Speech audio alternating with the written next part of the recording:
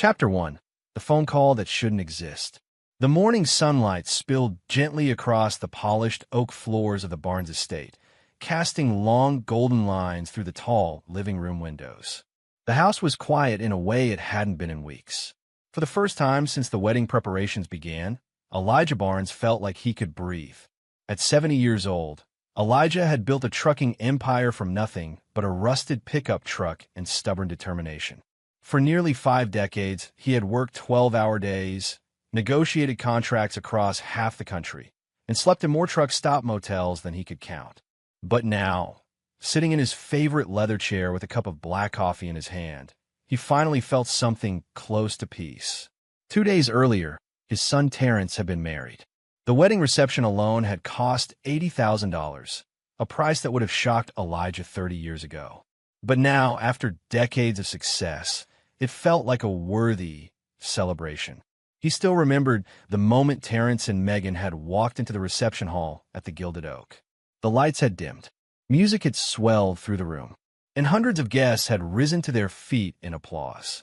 Elijah had stood near the dance floor, his chest swelling with pride. This is what it was all for, he had thought. The sleepless nights, the endless work, the sacrifices. He had built something that would last long after he was gone. And now Terrence would carry it forward. From the kitchen came the soft sound of dishes clinking together.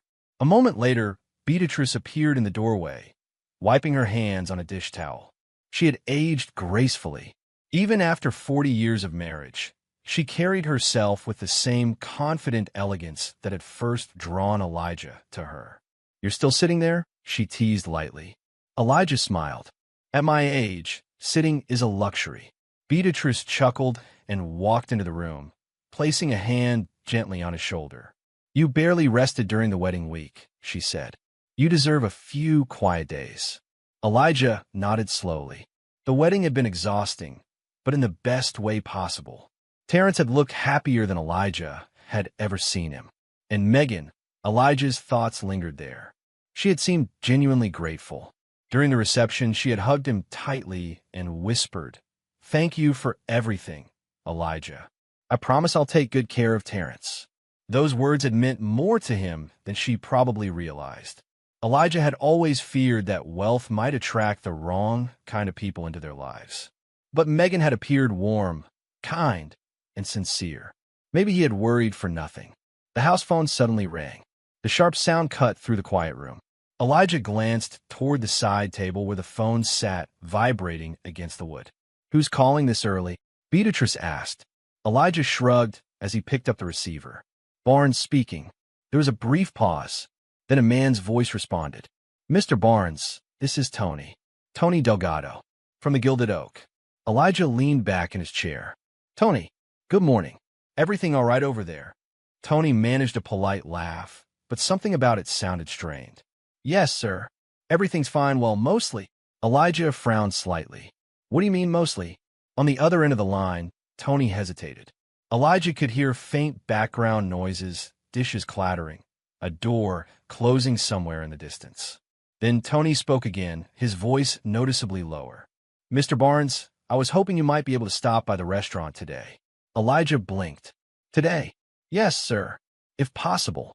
Elijah glanced toward Beatrice, who was now arranging flowers on the dining table. "What's this about?" Elijah asked. Tony cleared his throat. "Well, after the reception the other night, our staff was doing the usual closing procedures. Cleaning up, checking inventory, that sort of thing. That sounds normal." "Yes, sir," Tony said quickly. "It is." Another pause followed, but this one felt heavier. Finally, Tony continued.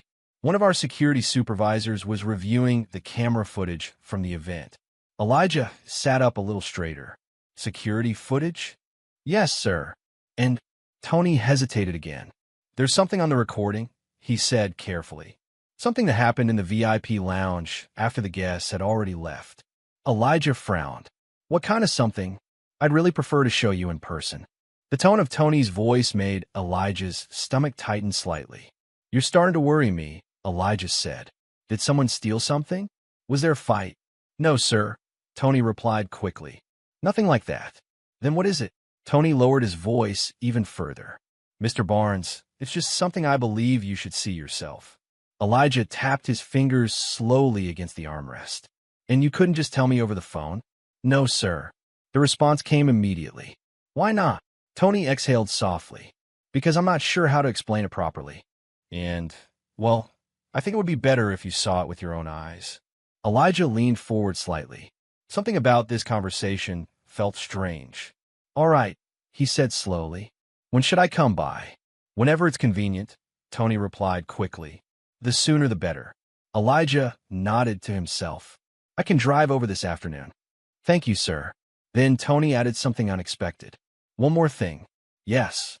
When you come, could you please come alone? Elijah's eyebrows rose. Alone? Yes, sir. Elijah glanced again toward Beatrice. She was humming softly to herself as she adjusted the flowers. Why do I need to come alone? Elijah asked. Tony hesitated again. It's just, I think it will be better that way. Elijah's voice hardened slightly. Tony, what exactly is going on? Another long pause. Then Tony said quietly, and please, don't mention this visit to your wife. The words landed like a stone dropping into still water. Elijah sat frozen for a moment. Why not? He asked slowly. Tony's answer came almost in a whisper. I think it's best if you see the footage first. Silence filled the line. Finally, Elijah spoke. All right. Tony sounded relieved. Thank you, Mr. Barnes. I'll be waiting in my office. The call ended. Elijah slowly lowered the receiver back onto the phone base. Beatrice turned toward him. Who was that? Elijah rubbed his chin thoughtfully. Oh, just Tony from the restaurant, he said casually. Beatrice tilted her head. Everything okay? Yeah. Elijah replied quickly. He said there's some paperwork from the reception they need me to sign. Oh. He asked if I could swing by later. Beatrice nodded. That makes sense. Big events always have follow-ups. Elijah stood and grabbed his car keys from the table. I'll run over there now and get it done. So soon. Won't take long. Beatrice smiled. All right. Don't forget to grab lunch while you're out. Elijah gave her a quick nod. Will do. A few minutes later, Elijah's black sedan rolled out of the long driveway and onto the quiet suburban street. As he drove toward downtown Atlanta, his thoughts kept circling back to Tony's strange request. Come alone. Don't tell your wife. Why would a restaurant manager say something like that? The question gnawed at him the entire drive. 20 minutes later, the elegant stone building of the Gilded Oak came into view. The restaurant looked peaceful in the late morning light, its tall windows reflecting the sky. Elijah parked near the entrance and stepped out of the car. Tony was already waiting by the door. He looked more nervous in person than he had sounded on the phone. Mr. Barnes, Tony said quickly. Tony. They shook hands. Tony glanced around the empty parking lot before gesturing toward the entrance. My office is in the back. They walked through the quiet dining room together. The chandeliers were dim, the tables neatly arranged for the evening service. Everything looked normal. Too normal. Tony led him down a narrow hallway into a small office filled with security monitors. He closed the door behind them. Then he sat down at the computer desk. Thank you for coming, Mr. Barnes.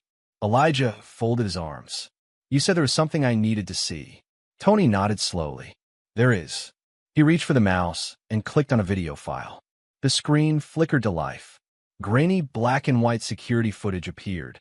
A timestamp glowed in the corner. Tony took a quiet breath. This was recorded about 30 minutes after the wedding ended. Elijah leaned slightly closer to the monitor. Tony pressed play on the security footage. Chapter 2, the footage begins. The small office behind the restaurant kitchen was quiet, except for the faint hum of the computer tower and the distant clatter of dishes somewhere down the hall. Elijah Barnes leaned forward in the chair Tony had offered him, his broad hands resting heavily on his knees. Across the desk, Tony Delgado stared at the security monitor as if he wished he didn't have to show it. The video had already started. On the screen appeared the dimly lit VIP lounge of the Gilded Oak. Elijah immediately recognized the room. It had been the most exclusive section of the restaurant during the reception, a place reserved only for close family and a few special guests. The chandeliers still glowed softly above the empty tables. Abandoned wine glasses and half-cleared plates remained scattered across the room. The timestamp in the corner of the footage read, 11:47 p.m., Tony spoke quietly. This was recorded about 30 minutes after the reception ended, he explained. Elijah nodded without taking his eyes off the screen. He remembered the moment well. By that time, most of the guests had already gone home. The music had stopped. The staff had begun cleaning up. Elijah himself had already left the restaurant with Beatrice. Terrence and Megan had gone to the hotel where they were spending their first night as newlyweds. Or at least, that was what Elijah had believed. On the screen, the VIP lounge sat completely empty. For a moment, nothing happened. The camera captured only still tables, dim lighting, and a waiter passing briefly through the doorway carrying a stack of plates. Tony adjusted slightly in his chair. We usually review the cameras after large events, he said, mostly to make sure nothing was damaged or stolen. Elijah gave a small nod. That makes sense. But Tony didn't respond. His eyes remained fixed on the screen. A few seconds passed. Then something changed. The door to the VIP lounge slowly opened. Elijah leaned a little closer. Two figures stepped into the room. At first, the angle made it difficult to see their faces clearly. But Elijah recognized them almost instantly. The first woman wore a familiar silver evening dress. The second was still wearing the soft, white wrap Megan had draped around her shoulders at the reception. Elijah frowned. Wait, Tony said nothing. The two women walked farther into the room. The camera adjusted slightly as the motion sensors brightened the lights. And now their faces became clear. Beatrice and Megan. Elijah blinked in surprise. What are they doing back there? He murmured. On the video, Beatrice kicked the door, closed behind them, and slipped off her high heels with an exaggerated sigh. Oh my God, she said, rubbing her feet. Megan laughed and dropped her purse onto the table. That reception was exhausting. Beatrice stretched her arms above her head and looked around the room. Well, she said, at least the old man paid for a good party. Elijah felt a faint crease appear on his forehead. The old man? But he remained silent. On the screen, Megan walked toward the bar area and grabbed a bottle of champagne that had been left behind. Look at this, she said. They didn't even finish the expensive stuff. Beatrice chuckled. Of course not. Half those people don't even know what real champagne tastes like. Megan grabbed 2 crystal glasses and popped the cork. The sharp pop echoed faintly through the office speakers. Foam bubbled from the bottle as she poured. Beatrice took one of the glasses and raised it. To the wedding. Megan clinked her glass against hers. To the wedding. They both drank. At first, Elijah relaxed slightly. Maybe they had simply come back to celebrate privately. That wouldn't be so strange. But then the laughter started. It wasn't gentle laughter. It was loud, careless, almost mocking. Beatrice leaned back in her chair, swirling the champagne in her glass. Well, she said smugly, I'd say that went perfectly. Megan grinned. Better than I expected. Elijah shifted slightly in his seat. Tony glanced briefly at him, but said nothing. On the screen, Beatrice suddenly let out a sharp laugh. You know what the best part was? What? Megan asked. Beatrice shook her head in disbelief. Elijah's speech. Megan snorted. Oh my God, yes. Beatrice mimicked Elijah's deep voice. Family is the greatest blessing in life. Megan burst into laughter so hard she nearly spilled her drink. Oh, stop, she gasped. I thought I was going to lose it right there. Beatrice wiped a tear from the corner of her eye. That man really believes every word he says. Elijah's fingers slowly tightened around the armrest of the chair. The laughter on the screen continued. Then Beatrice leaned forward slightly and said something that made Elijah's blood run cold. Honestly, she said, shaking her head, I swear he's the stupidest man in Atlanta. For a moment, the office felt completely silent. Even Tony stopped breathing. On the screen, Megan slapped the table and burst into louder laughter. You're terrible. But am I wrong? Beatrice replied. Megan shook her head. No, you're definitely not wrong. Elijah stared at the monitor. His expression didn't change, but his jaw slowly hardened. On the screen, Megan took another sip of champagne and leaned back in her chair. Well, she said casually, At least all the hard work finally paid off. Beatrice raised an eyebrow. You mean the wedding? I mean the plan. Elijah's eyes narrowed slightly. Plan, he murmured. Tony didn't look at him. He simply watched the screen. Megan continued speaking. You know how long I've been pretending with Terrence? She said. Beatrice smiled knowingly. Oh, I remember. Almost 2 years, Megan said. 2 years of smiling, pretending, listening to his boring stories about trucks. She rolled her eyes. I thought I was going to lose my mind. Beatrice laughed softly. But it was worth it. Oh, absolutely, Megan agreed. She lifted her champagne glass again. To patience. Beatrice clinked her glass against Megan's. To patience. Elijah felt a slow knot forming in his chest. On the screen, Megan leaned forward and lowered her voice conspiratorially. You know what the funniest part is? What? He still thinks I married him because I love him. Beatrice smirked. Well, technically you did. Megan laughed. Yeah, I love his last name. They both burst into another round of laughter. Elijah sat completely still. The words struck him like slow, deliberate blows.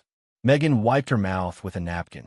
I mean, honestly, marrying Terrence was the easiest way to get access to the Barnes money. Beatrice nodded approvingly. And now that the wedding is done, Megan gestured around the empty room. Phase 1 is complete. Elijah felt his heartbeat beginning to pound harder. On the screen, Megan suddenly remembered something. Oh, she said, snapping her fingers. Speaking of money, have you seen the Lake House papers yet? Beatrice smiled. Yes. Megan laughed again. I still can't believe Elijah gave us that place as a wedding gift. A $500,000 lake house, Beatrice said. Megan leaned back comfortably. And Terrence thinks we're going to spend our summers there. Beatrice raised an eyebrow. We're not. Megan snorted. Please. She waved her hand dismissively. That place is getting sold the moment the paperwork clears. Beatrice chuckled. I thought you might say that. Why keep it? Megan continued. That's $500,000 sitting on the water. She leaned forward slightly. And besides, we're going to need the cash while we wait. Beatrice tilted her head. Wait for what? Megan smiled slowly. Beatrice's smile returned. All right, she said softly. Elijah's chest tightened. On the screen, Megan lifted her glass one more time. Well, it shouldn't take too long. Beatrice nodded calmly. No, it shouldn't. Megan took a slow sip of champagne and said the words that made Elijah's blood run cold. We just have to wait until Elijah dies. Beatrice smiled faintly. And then the entire empire becomes ours. The office seemed to shrink around Elijah as the words echoed through the speakers. He didn't move. He didn't speak. He simply stared at the screen. The video continued playing, and suddenly Megan placed a hand gently on her stomach. Her smile widened. Actually, she said slowly, there's something else you should know. Chapter 3, The Baby Lie. The quiet office behind the restaurant kitchen felt colder now. Elijah Barnes sat motionless in the chair, staring at the security monitor as if the screen had suddenly become the only thing that existed in the world. Beside him, Tony Delgado remained silent. The faint glow of the monitor lit their faces in pale blue light. On the screen, the video continued to play. Inside the VIP lounge, Beatrice and Megan were still sitting comfortably at the round table, the half-empty champagne bottle between them. Megan leaned back in her chair with an easy smile, her hand resting lightly on her stomach. For a brief moment, she said nothing. She simply rubbed her belly slowly, almost thoughtfully. Beatrice watched her. Then she gave a soft chuckle. You know, Beatrice said, swirling the champagne in her glass, I still can't believe you're actually pregnant already. Megan shrugged casually. Timing worked out perfectly. Beatrice raised her glass slightly.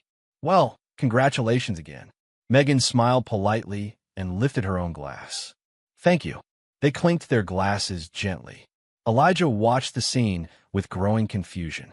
At the wedding reception, Beatrice had already congratulated Megan multiple times about the pregnancy. Everyone had. It had been the most exciting news of the night. Terrence was going to be a father. Elijah remembered the moment clearly. Terrence had wrapped his arms around him in a tight hug and said proudly, Dad, you're going to be a grandfather. The memory stabbed into Elijah's chest as he watched the footage. On the screen, Megan suddenly let out a short laugh. Not a joyful laugh. A different kind. Beatrice tilted her head slightly. What's so funny? Megan shook her head and took another sip of champagne. I was just thinking about what? Megan glanced down at her stomach again. Then she looked back up at Beatrice. Well, technically speaking, she said slowly, you might want to hold off on congratulating Terrence too much. Beatrice frowned. What do you mean? Megan's smile widened. The baby I'm carrying, she paused deliberately, isn't actually Terrence's. For a moment, the room on the video went completely still. Beatrice stared at her. Even in the grainy black and white footage, her shock was obvious. Wait, Beatrice said sharply. What?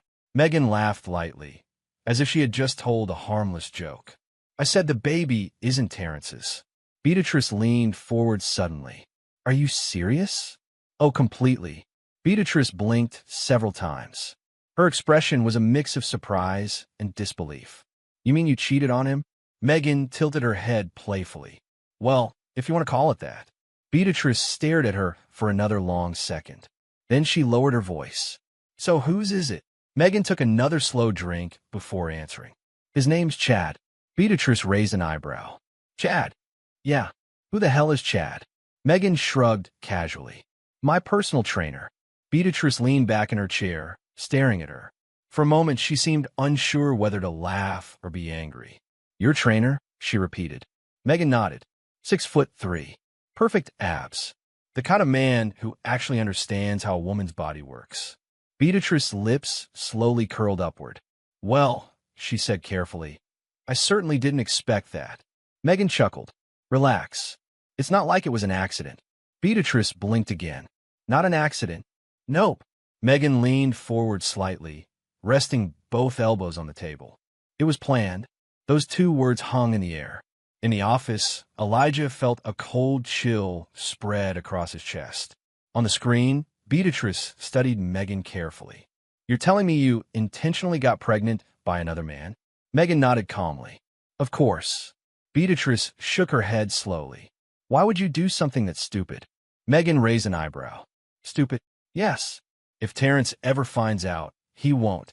Beatrice crossed her arms. You sound awfully confident. I am. Megan took another sip of champagne. Then she leaned forward and lowered her voice. Because Terrence believes exactly what we wanted him to believe. Beatrice studied her face for a moment. Then she suddenly seemed to understand. Oh, Megan smiled knowingly. Exactly. Beatrice tapped her fingers slowly against the table. You did it for the trust fund. Megan's smile widened. Now you're catching on. Beatrice let out a low whistle. $20 million. Megan nodded. Locked away for decades. Elijah's hands slowly tightened into fists. He knew exactly which trust fund they were talking about. Years ago, he had created a family trust worth $20 million. The money was designed to protect future generations. But there had been one condition. The funds would only be released when Terrence had a child. A grandchild. It had seemed like a wise idea at the time. A way to ensure the family legacy continued. Now those words echoed in Elijah's head like a cruel joke. On the screen, Megan continued speaking. You know how long I've been waiting for that money? Beatrice smiled slightly. Long enough to marry the right man. Exactly. Megan leaned back again. Once the baby is born, the trust unlocks. Beatrice nodded slowly. And Terrence will assume the child is his. Of course he will. Megan laughed softly. That man believes anything I tell him. Beatrice took another drink of champagne. And this Chad guy? Megan shrugged. He knows the situation. Beatrice blinked. You told him? Only the important parts. And he agreed to it? Megan smirked. Chad's not exactly the deep-thinking type. Beatrice chuckled. I suppose not. He gets a little money out of the deal, Megan added casually. Ah, Beatrice said. That explains it. Megan leaned forward slightly, lowering her voice again. Besides, Chad doesn't care about the baby. Beatrice raised an eyebrow. No. Nope. Megan shrugged. He's just enjoying the workouts. Beatrice burst into laughter. You are unbelievable. I prefer the word strategic. They both laughed. In the office, Elijah felt something twisting painfully inside his chest. His mind replayed the moment Terrence had proudly announced the pregnancy. the excitement in his son's voice, the happiness in his eyes. "Dad, you're going to be a grandfather." Elijah swallowed hard. On the screen, Beatrice shook her head slowly, still amused. "You really thought this through." Megan lifted her glass again. 2 years of planning. Beatrice clinked her glass against Megan's. To planning. They both drank. Then Beatrice studied Megan carefully again. "You know," she said thoughtfully, "there's just one thing that surprises me." "What's that?" Megan asked. Beatrice leaned forward slightly. "You went through all this trouble just to get the trust fund." Megan shrugged. $20 million is a pretty good reason. Beatrice smiled faintly. "Yes, but there's still one little problem." Megan tilted her head. "What problem?" Beatrice's smile slowly widened. She leaned closer across the table, and in a quiet voice, she said something that made Elijah's heart begin to pound with sudden fear. Chapter 4: The Poison. The video continued playing on the monitor. Inside the small restaurant office, Elijah Barnes felt as if the air had grown heavy and difficult to breathe. He didn't move. His eyes stayed fixed on the screen. Beside him, Tony Delgado shifted slightly in his chair, but he still said nothing. The tension in the room had become almost unbearable. On the screen, inside the VIP lounge, Beatrice leaned back comfortably in her chair, the empty champagne glass hanging loosely between her fingers. Across from her, Megan studied her with curiosity. "You said there was one little problem," Megan said. "What problem?" Beatrice smiled faintly. Her expression was calm, almost amused. "The problem," she said slowly, "is that the trust fund won't matter much if Elijah stays alive for another 10 years. Megan shrugged. "Well, he's 70. Beatrice tilted her head. "Yes, but stubborn men like him tend to live longer than they should." Megan chuckled softly. "That's true." Beatrice reached for the champagne bottle and poured herself another glass. Then she added casually, "But lately his heart has been getting weaker." Megan raised an eyebrow. "Really?" Beatrice nodded thoughtfully. "Yes. Haven't you noticed?" Megan leaned back in her chair, thinking, "Well, he did look tired during the wedding." Beatrice smiled knowingly. "He gets tired more often these days." Megan shrugged. "That happens when people get older." Beatrice swirled the champagne slowly. "Yes, but sometimes aging needs a little assistance." Megan blinked. "What do you mean by that?" Beatrice looked up at her. Then, suddenly, she began laughing. It wasn't loud laughter. It was quiet, controlled, almost pleased. Megan stared at her. "What's so funny?" Beatrice wiped the corner of her eye and took another sip of champagne. "Oh, nothing," she said lightly. "Just thinking about how perfectly everything is working." Megan leaned forward slightly. "Working?" Beatrice looked directly at her. "You remember the medicine trick I told you about?" Megan's eyes lit up. "Oh." Her smile slowly widened. "Wait, you mean you're actually doing it?" Beatrice lifted her glass slightly. "Of course." Megan stared at her for a moment, impressed. "You're serious?" Beatrice nodded calmly. "For weeks now." In the office, Elijah felt his hands slowly tighten against the edge of the desk. The muscles in his arms grew rigid. On the screen, Megan leaned forward eagerly. "Tell me exactly what you're doing." Beatrice seemed pleased by the attention. She set her champagne glass down on the table and folded her hands neatly together. "It's actually very simple," she said. Megan listened carefully. Beatrice continued speaking in the same calm, casual tone someone might use while explaining a cooking recipe. "You know, Elijah drinks those green smoothies every morning." Megan nodded. "Of course. He's obsessed with those things." Beatrice chuckled softly. "Yes. He thinks they're the secret to staying healthy." Megan smirked. "So what are you putting in them?" Beatrice leaned slightly closer. "A medication called dioxin." Megan frowned. "Dioxin? It's a type of heart medication." Megan blinked. "But why would heart medicine hurt him?" Beatrice smiled. "Because it's not meant to be taken away. I'm giving it." Megan's eyes widened with interest. Beatrice continued explaining calmly. "I crushed the pills into a fine powder." She mimed the motion with her fingers. "Then I mix a tiny amount into his smoothie every morning." Megan stared at her, fascinated. "And that damages his heart?" Slowly, Beatrice said. She tapped the table lightly. Very slowly.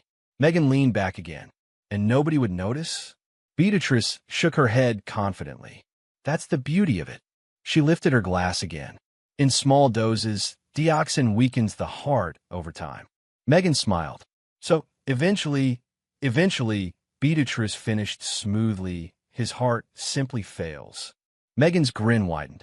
A heart attack. Beatrice nodded. A completely natural-looking heart attack. She raised her eyebrows slightly. No investigation. She took a sip. No suspicion. Another sip. Just a tragic death. Megan let out a low whistle. That's actually brilliant. Beatrice accepted the compliment with a small smile. I thought so too. Megan leaned forward again. So how long? Beatrice tilted her head thoughtfully.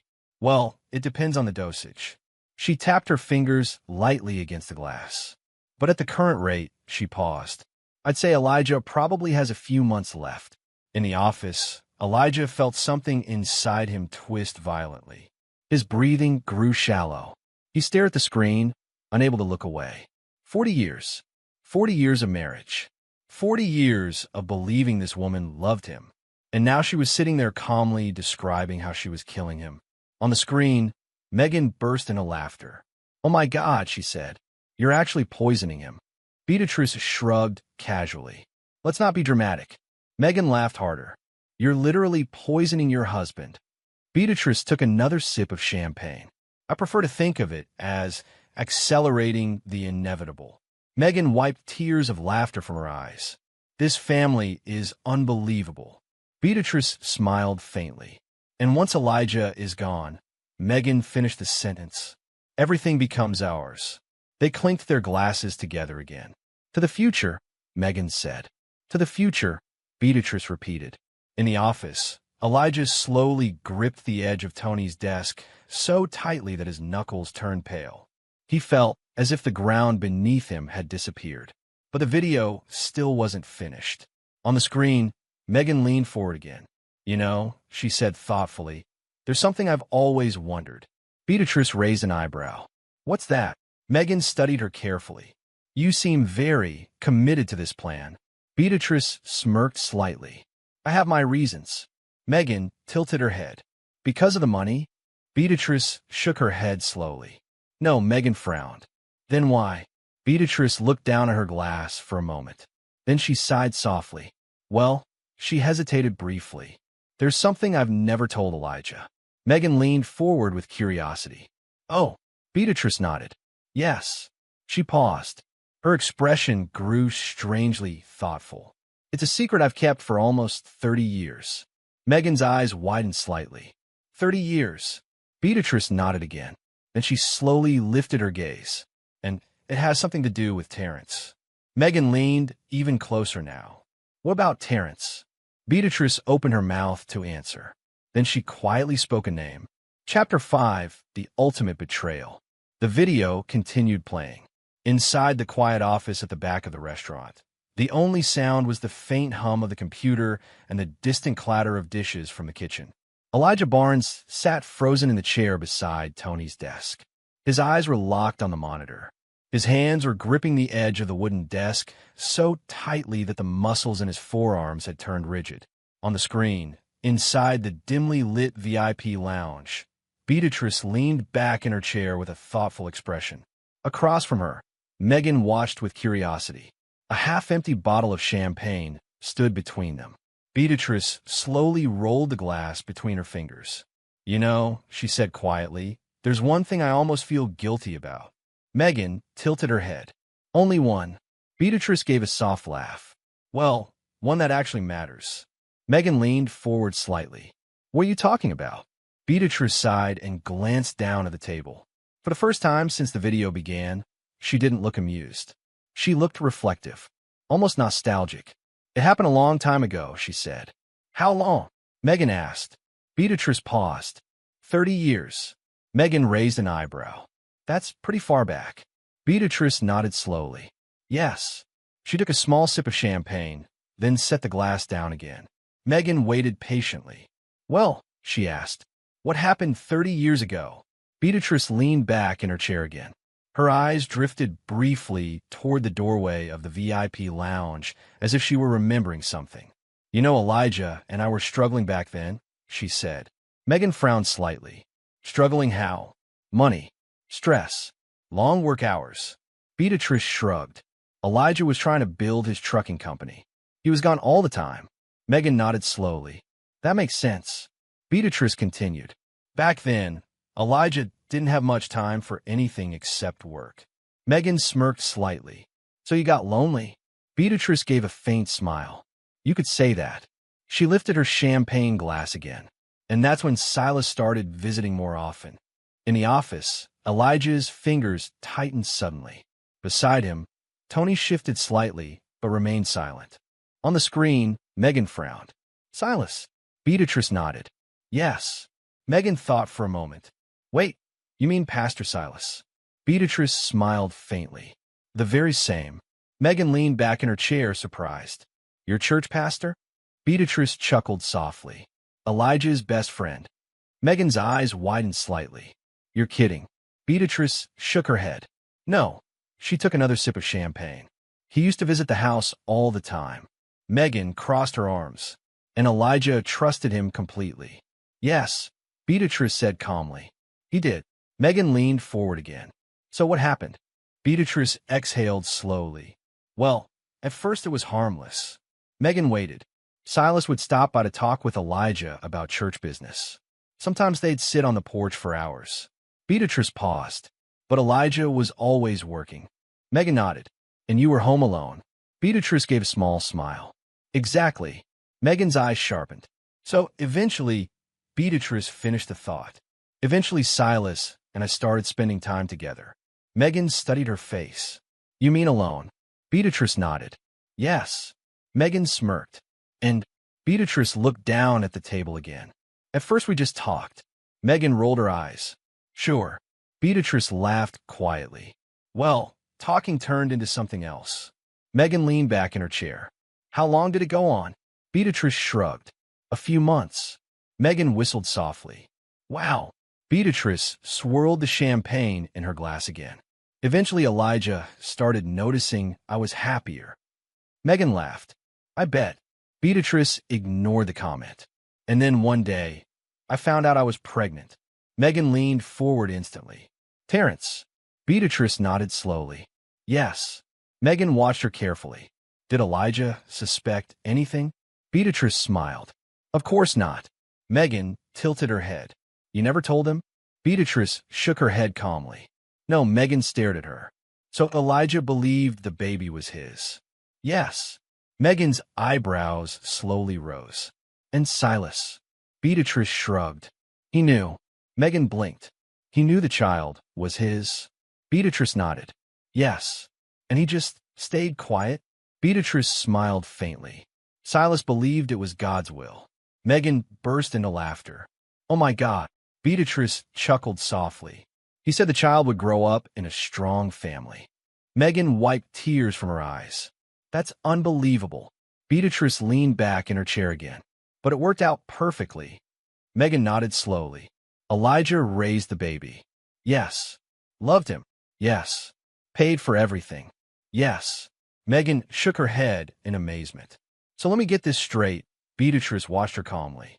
For 30 years, Megan continued. Elijah believed Terrence was his son. Beatrice nodded. That's correct. Megan leaned back and laughed again. And all that time, she gestured broadly around the room. He was building an empire for a child that wasn't even his. Beatrice smiled coldly. Life can be ironic sometimes. Megan shook her head in disbelief. I can't believe you kept that secret this long. Beatrice lifted her glass again. Well, some secrets are worth protecting. Megan chuckled. And poor Elijah never had a clue. Beatrice smirked. Not even a little. They both laughed again. The sound echoed through the speakers in Tony's office. But Elijah didn't laugh. He didn't move. He didn't breathe. Inside his chest, something felt like it had shattered into 1,000 sharp pieces. Terrence, his son, the boy he had taught to ride a bicycle, the teenager he had coached through baseball games, the young man he had trusted to someday inherit his business.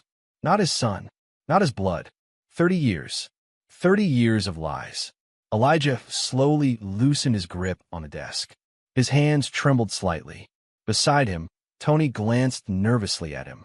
"Mr. Barnes," Tony said quietly, but Elijah didn't respond. His eyes remained locked on the screen. Inside him, the shock was slowly changing into something else. Something colder, something sharper, something dangerous. His breathing slowly steadied. The pain didn't disappear, but it hardened, like metal cooling in ice. On the screen, Beatrice and Megan continued laughing casually, as if they had just shared a funny story, as if they hadn't just destroyed an entire man's life. Elijah finally leaned back in the chair. His face had become completely still, his expression unreadable. Tony watched him carefully. "Do you want me to stop the video?" Tony asked gently. Elijah didn't answer right away. He kept staring at the screen for several long seconds. Then he slowly shook his head. No, his voice was quiet, but steady. Tony hesitated. "I can call the police if you want," he said carefully. Elijah's eyes remained fixed on the monitor. For a long moment, he said nothing. Then he slowly exhaled, and something in his gaze changed. The grief was still there, but behind it, something darker had awakened. Chapter 6, The Omega Plan. When the video finally ended, the office felt unbearably quiet. The monitor screen went dark. The faint reflection of Elijah Barnes stared back at him from the black glass. For several seconds, neither man spoke. Across the desk, Tony Delgado shifted nervously in his chair. "Mr. Barnes," he said carefully. Elijah didn't answer. His eyes were still fixed on the blank screen, as if the terrible images might start playing again. Tony cleared his throat. I'm really sorry you had to see that." Still no response. Finally, Elijah slowly pushed himself out of the chair. His movements were calm, almost mechanical. Tony stood up quickly. "Sir, if you want, I can make copies of the footage. Or we can call the police right now." Elijah turned toward him. His face was pale, but strangely composed. "How many people have seen this video?" Elijah asked quietly. Tony shook his head. "Just me and the security supervisor." "And where is he?" "At home. I told him not to say anything until we spoke with you." Elijah nodded slowly. "Good." Tony hesitated. "Sir, what do you want to do?" For a long moment, Elijah didn't answer. Then he spoke. "Make a copy of the footage." Tony moved quickly to the computer. A few minutes later, he handed Elijah a small flash drive. "I've also locked the original file on the system," Tony said. "Only I can access it." Elijah took the drive and slipped it into his coat pocket. "Thank you." Tony studied his face. "Are you all right?" Elijah paused at the office door. Then he gave a faint nod. "I will be." Without another word, he walked down the quiet hallway of the restaurant. The dining room was still empty. Sunlight streamed through the tall windows, lighting up the polished wooden tables. Everything looked peaceful, normal, as if nothing in the world had changed. But Elijah knew better. By the time he reached the parking lot, his chest felt hollow. He unlocked his black sedan and slid into the driver's seat. The door closed with a dull thud. Then he just sat there. The engine was off. His hands rested loosely on the steering wheel. For the first time since watching the footage, Elijah allowed himself to breathe.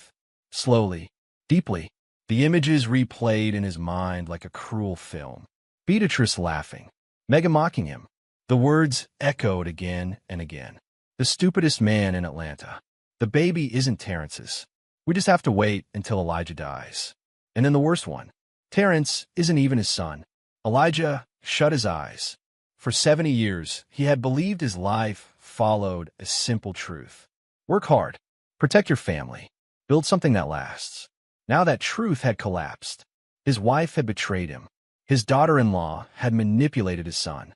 And the son he had raised for 30 years wasn't even his. Elijah leaned his head back against the seat. For a moment, a dangerous thought crossed his mind. Call the police. Expose everything.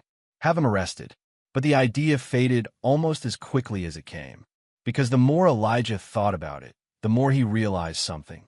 The police might investigate. They might question Beatrice. They might question Megan. But without proof of the poisoning, without evidence of the affair, without something stronger than a drunken conversation on camera, the conspirators might walk away free. And Elijah refused to let that happen. His fingers slowly tightened around the steering wheel. No, this wasn't something that should end with a simple arrest. This required something else. Something complete. Elijah opened his eyes. The grief that had filled them earlier was gone. In its place was something colder. Calculation. Carefully, he reached into his coat pocket and pulled out his phone. He scrolled through his contacts. Then he pressed one name. Sterling Hayes. The phone rang twice. Then a deep voice answered. Elijah Barnes calling me before noon? That must mean something interesting is happening. Elijah spoke calmly. Sterling, I need your help. On the other end, there was a short pause. Sterling Hayes had been Elijah's attorney for nearly 20 years. He was known in legal circles as a man who rarely lost. Not because he was loud, but because he was meticulous, ruthless. What kind of help? Sterling asked. The serious kind. Sterling's tone changed immediately. Go on. Elijah stared through the windshield of his parked car. I believe my wife is trying to kill me. There was silence. Then Sterling said quietly, That's a very specific accusation. I have video evidence of her discussing it. Do you now? Yes. And the details? Elijah explained everything. The security footage, the poisoning, the trust fund scheme, the affair with Pastor Silas, the baby, the lies. Wade finished speaking. The line was quiet for several seconds. Finally, Sterling exhaled slowly. Well, he said, that's certainly one of the more creative family disputes I've heard. Elijah didn't laugh. What do you recommend? Sterling's voice hardened. That depends. On what? On whether you want revenge or justice. Elijah's answer came instantly. Both. Sterling chuckled softly. I had a feeling you'd say that. Elijah looked out at the empty parking lot. What do we do? Sterling spoke carefully now. Years ago, you asked me to prepare an emergency legal protocol. Elijah nodded slightly. Yes, a contingency plan in case something like this ever happened. Elijah's eyes narrowed. I remember. Sterling's voice dropped. We called it Omega. Elijah felt a slow, controlled breath leave his lungs. Yes, he said quietly. Sterling continued. If you activate Omega, we can start moving immediately. What does that involve? Sterling began listing the steps calmly. First, we quietly freeze certain assets so your wife can't move money. Second, we prepare legal filings in case we need restraining orders or criminal charges. Third, we bring in a toxicologist to examine your medical history. Elijah nodded slowly. To confirm the poisoning. Exactly. Sterling continued. And finally, we secure all evidence, including that video you mentioned. Elijah thought for a moment. How long will it take? Sterling answered. That depends on you. On me? Yes. Sterling's tone sharpened. If Beatrice really is poisoning you, we need proof. Elijah understood immediately. You want to test it? Yes. Sterling spoke slowly. You go home. Act normal. Drink whatever she gives you. Elijah frowned. That could kill me. Not if we're careful, Sterling replied. We'll monitor the situation closely. Elijah considered the risk, but he knew Sterling was right. Without proof of the poison, the entire plan could collapse. All right, Elijah said finally. Then we activate Omega.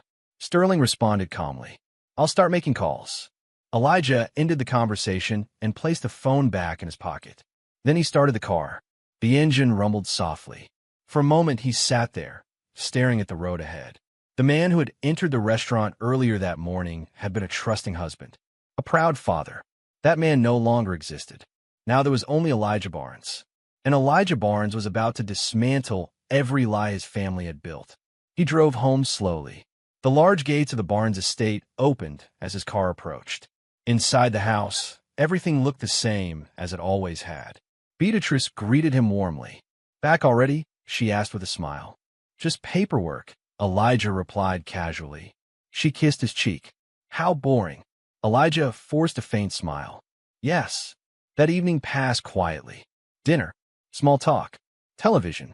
Beatrice behaved exactly as she always did, and Elijah pretended nothing had changed. But the real test would come tomorrow morning, because every morning Beatrice prepared his breakfast smoothie. And if the video was telling the truth, that smoothie contained poison. The next morning, Beatrice brings him his usual smoothie. Chapter 7. Playing Dead.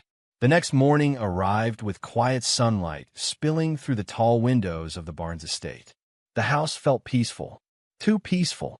Birds chirped faintly outside in the garden, and somewhere in the distance a lawn sprinkler clicked rhythmically across the grass. But inside the dining room, Elijah Barnes sat perfectly still at the long wooden table. His hands were folded neatly in front of him.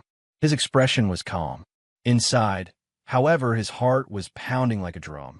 From the kitchen came the familiar whirring sound of a blender. Elijah listened to it carefully. The noise had once been comforting. For years, it had been part of his morning routine. Beatrice would wake up early, prepare breakfast, and blend one of her healthy green smoothies for him. Spinach, kale, banana, almond milk. She had always said it was good for his heart. Now Elijah knew better. The blender stopped. A few seconds later, Beatrice stepped into the dining room, carrying a tall glass filled with thick green liquid. She smiled warmly as she approached him. "Good morning," she said cheerfully. Elijah looked up at her. "Morning." She set the glass in front of him. "Your usual." The smoothie looked exactly the same as it always had. Green, frothy, completely ordinary. But Elijah knew what might be hiding inside it. Beatrice leaned down and kissed him lightly on the cheek. "You didn't sleep well last night," she said. Elijah shrugged. "Just tired." "Well, this will help," she replied, nodding toward the glass. Elijah forced a small smile. "I'm sure it will." Beatrice stood there for a moment watching him. "Drink it before it gets warm," she said. Then she turned and walked back toward the kitchen. Elijah waited. He could hear the sound of cabinet doors opening and closing as she began putting away dishes. Slowly, carefully, he wrapped his fingers around the glass. For a moment, he simply stared at it. Dioxin. The word echoed inside his head. Crushed heart medication, slowly destroying him. He lifted the glass toward his lips. The smell was the same as always.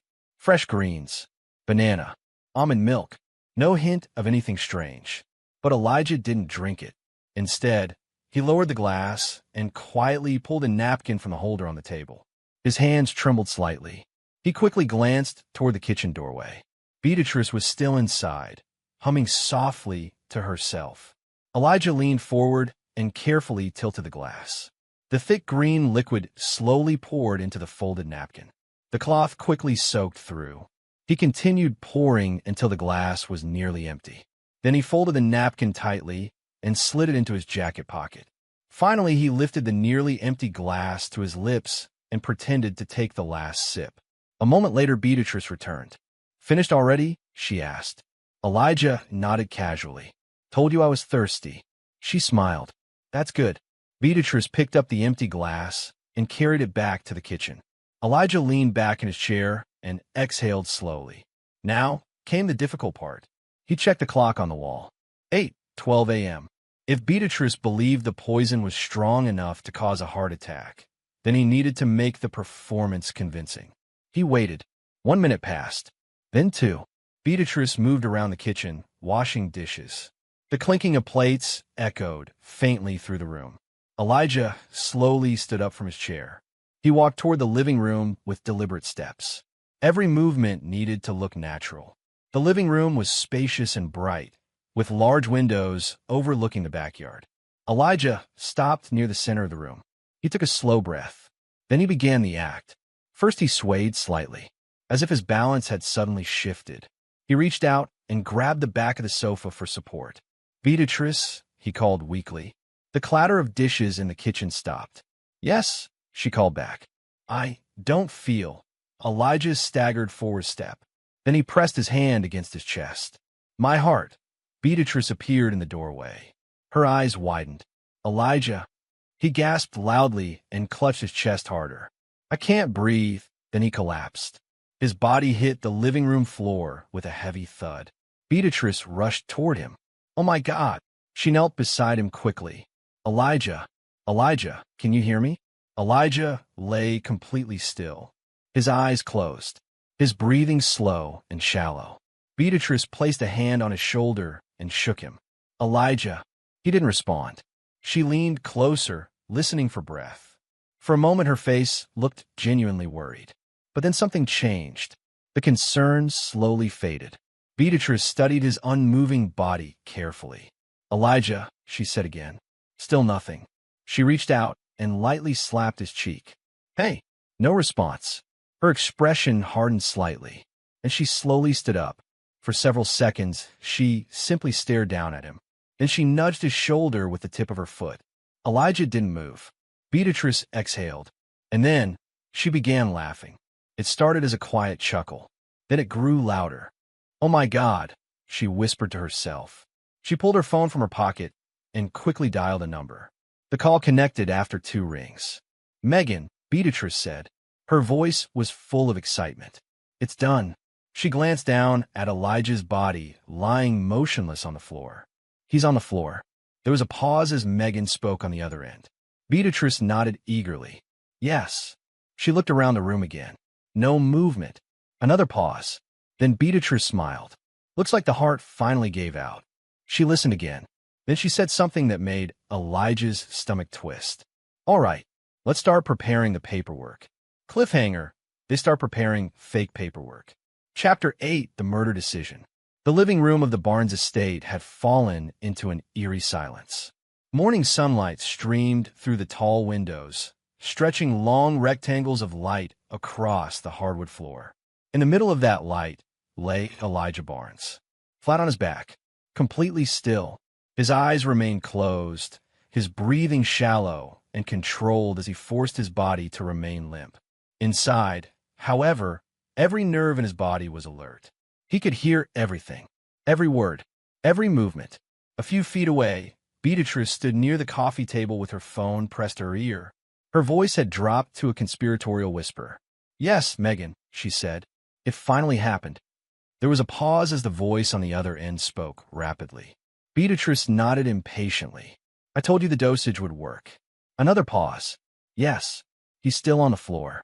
Beatrice glanced down at Elijah's unmoving body. Her lips curled into a thin smile. "No, he hasn't moved." A short laugh escaped her throat. "Looks like the heart finally gave up." Elijah forced himself not to react. His hands remained loose against the carpet. Beatrice walked slowly across the room, her heels clicking softly on the floor. "Elijah," she called suddenly, as if remembering to act.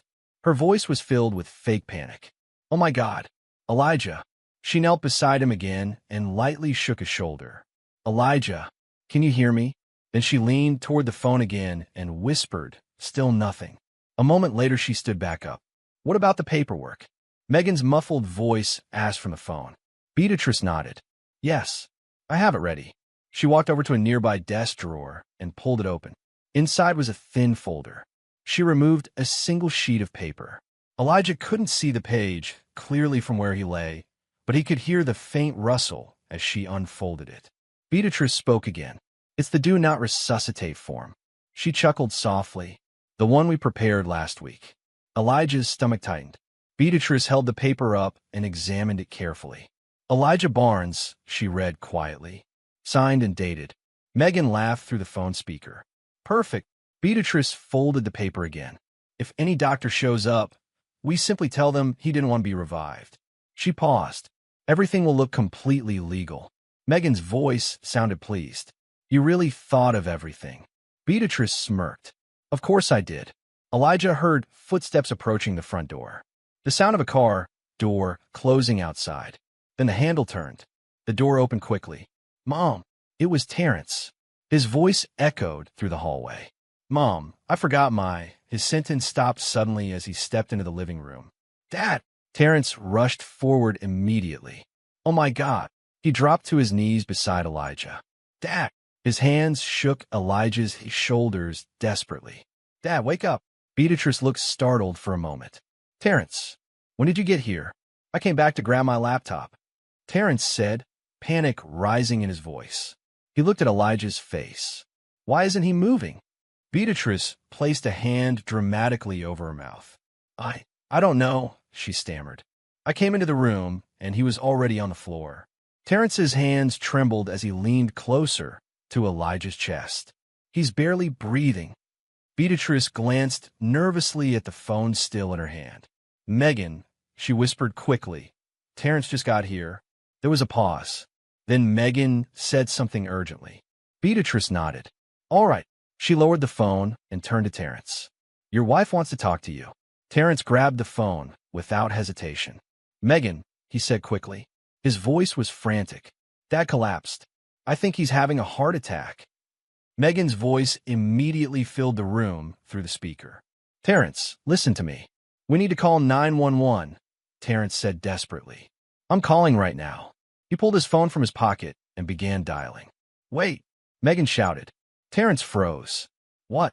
If you call 911 right now, Megan said carefully, everything will be ruined.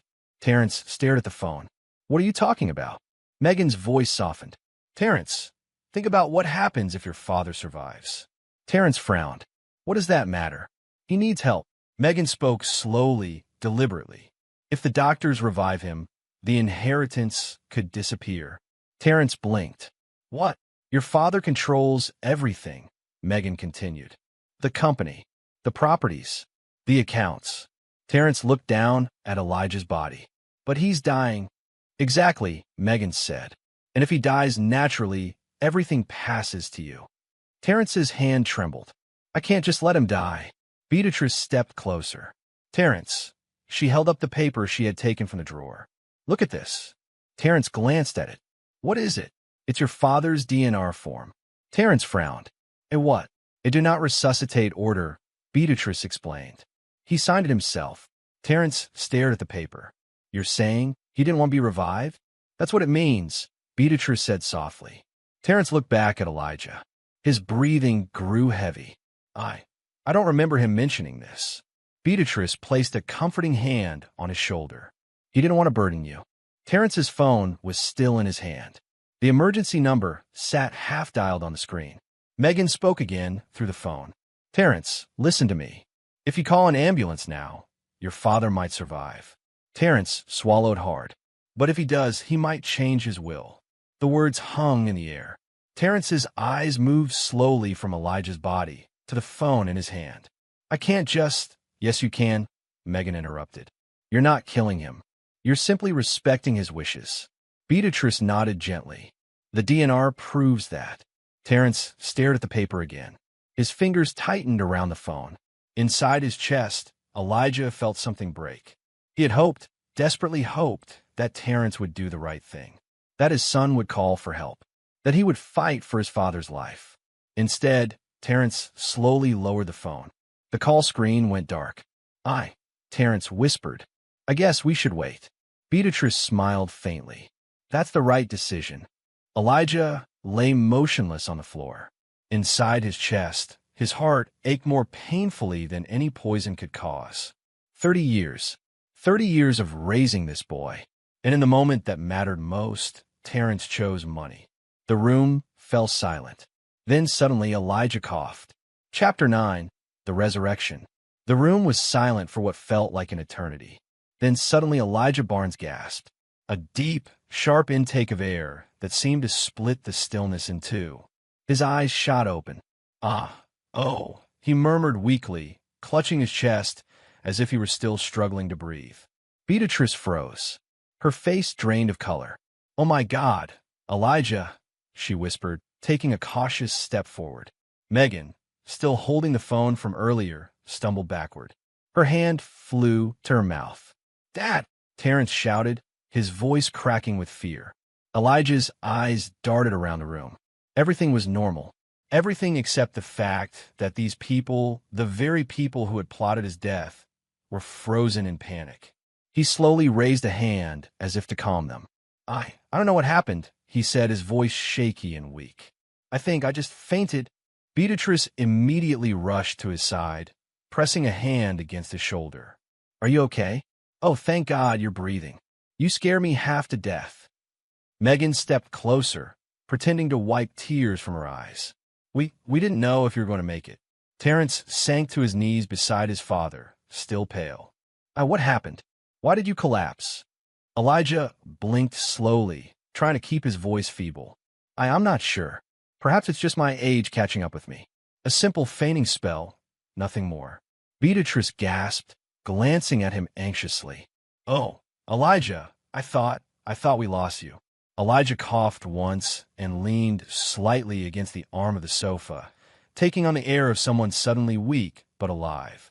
"I suppose it was frightening, yes, but nothing serious." "Really?" Megan moved a little closer, reaching out to steady him. "You have to promise me you'll be more careful. We can't handle another scare like that." Elijah let out a small, almost imperceptible smirk before coughing again. Inside, he felt an icy calm settle over him. Every reaction, every panic-stricken movement from these two women was confirmation. Confirmation of exactly what he needed: their fear, their guilt, their exposure. He took another shallow breath, pretending to tremble slightly. I should rest." He sank back slowly onto the sofa, eyes half closed, feigning weakness. Beatrice quickly adjusted the throw pillow behind his head. "Of course, anything you need, dear." Megan hovered beside them, wringing her hands nervously. "Should we call someone? A doctor?" No. Just let me rest," Elijah murmured, closing his eyes for a moment. Inside, he was anything but resting. He was calculating. Every twitch of their nervous glances, every whispered word they thought he couldn't hear, was a thread he could use. Every detail would feed into the Omega plan. By the evening, Elijah had recovered enough to stand. His steps were careful and deliberate as he moved toward the grand dining room. The family had gathered for dinner, though the tension in the air was palpable. Beatrice and Megan kept stealing glances at him, their smiles tight, forced. Terence was quiet, pale, and unsure, watching his father closely. Elijah cleared his throat. "Before we eat, I have an announcement to make." All eyes turned toward him. Beatrice shifted uncomfortably. Megan's hand hovered over her glass of wine. Terence straightened nervously. Elijah began, his voice slightly hoarse from the act he had maintained all day, recently experienced a health scare.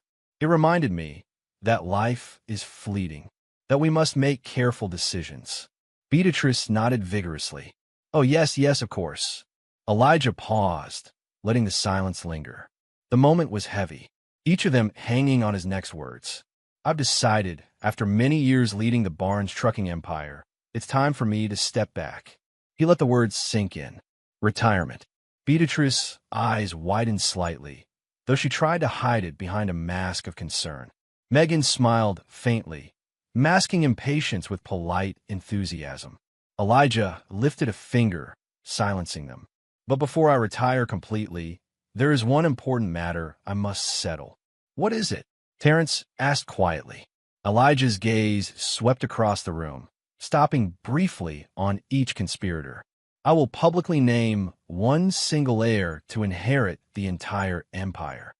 Beatrice shifted in her seat. "Of course, that's a wise decision, Elijah." "Yes," Megan added carefully, her voice syrupy sweet. "The family will be well protected."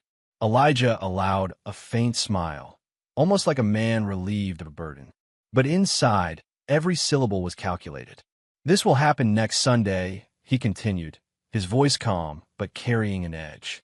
"The ceremony will be held at the church. Everyone must be present: family, business partners, my attorney Sterling, and yes, even Pastor Silas." Terence's eyes widened in surprise. "Pastor Silas?" "Yes," Elijah said softly.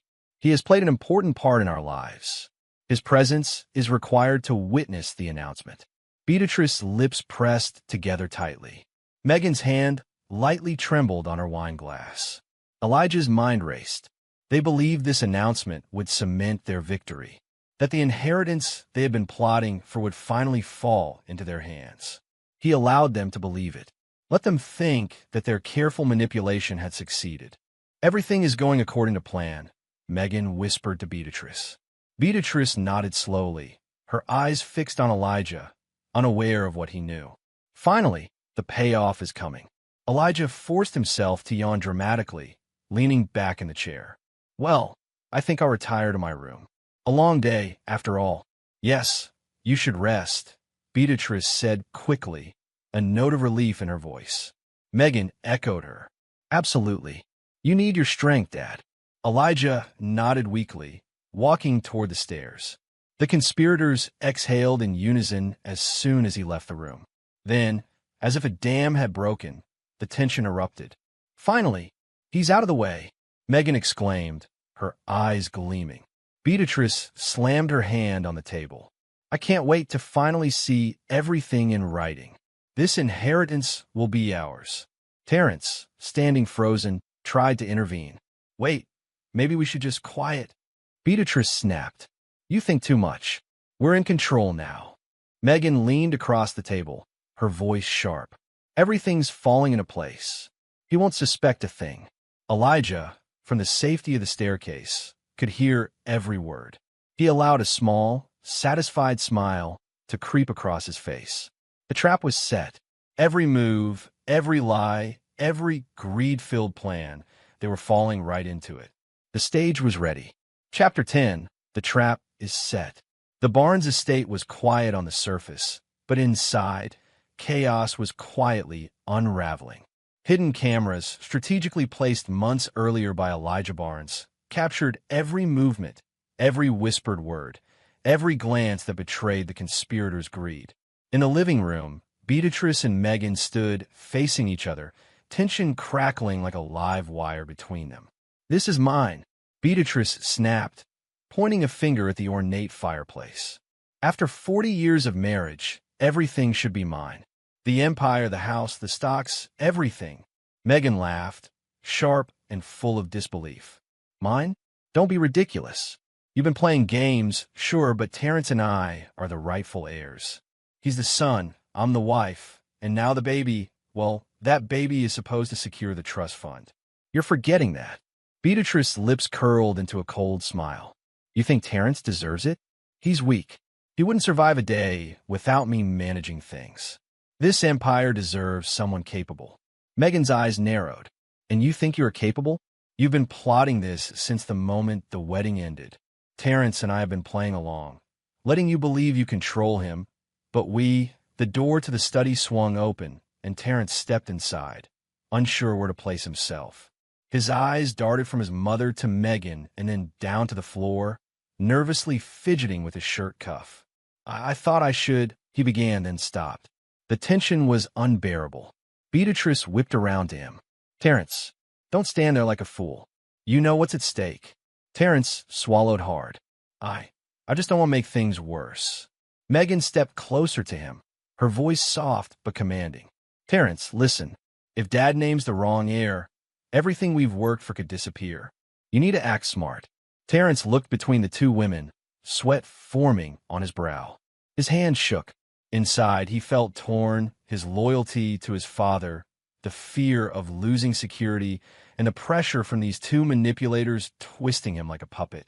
Meanwhile, in a quiet corner of the estate, Elijah watched. Hidden behind a velvet curtain in the upstairs study, he observed the entire scene through the small monitor linked to his cameras. A smile crept across his face, cold and calculated. This was exactly what he had planned. Their greed, their paranoia, their betrayals, they were tearing themselves apart without him even intervening. After hours of watching them argue, Elijah decided it was time to manipulate the weakest link. He called Terence to the study under the pretense of private counsel. Terence entered hesitantly. Dad, you want to see me? Elijah gestured to the chair opposite his own. Sit. He folded his hands calmly. Terence, I've been thinking about the future of the empire. It's clear who deserves to take over. Terence's eyes widened, hope flickering. I do. Elijah leaned forward slightly, lowering his voice. Yes, you, my son. You will inherit 80% of the empire. Terence's jaw dropped. 80%? Really? Elijah nodded slowly. I trust you to manage it well. You've proven yourself capable. The rest, well, we'll see. Terence's expression shifted from shock to relief. Thank you, Dad. I won't let you down. Elijah observed him carefully, noting the subtle changes in posture, the twitch in his eye, the way his hands fidgeted. You want to know the truth. Was Terence truly greedy and corrupt, or just weak, manipulated by the two women he trusted? You must understand, Elijah said softly, This empire can be fragile. One wrong move, one foolish choice, and everything could collapse. Terence nodded fervently. Understand. I'll be careful. Elijah smiled faintly. Good. That's all I wanted to know. Terence left the study, unaware that his father's words were a calculated lie designed to test his character. Meanwhile, downstairs, the tension between Beatrice and Megan escalated. You can't just assume you'll get the whole thing. Megan hissed. Terence and I have our plan. If Dad retires and names a sole heir, we'll make sure it's him. Not you. Beatrice laughed, sharp and venomous. You think I don't know what you're plotting? I raised Terence. I know exactly how to handle him.